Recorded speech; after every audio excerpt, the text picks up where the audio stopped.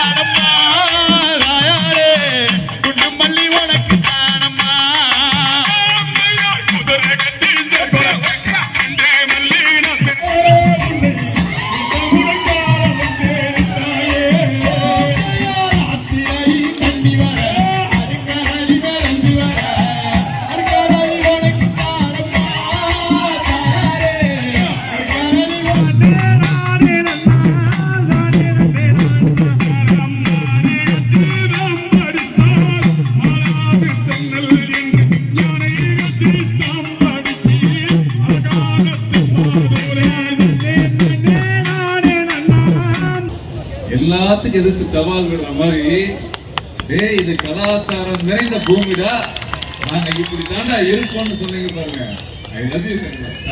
Super.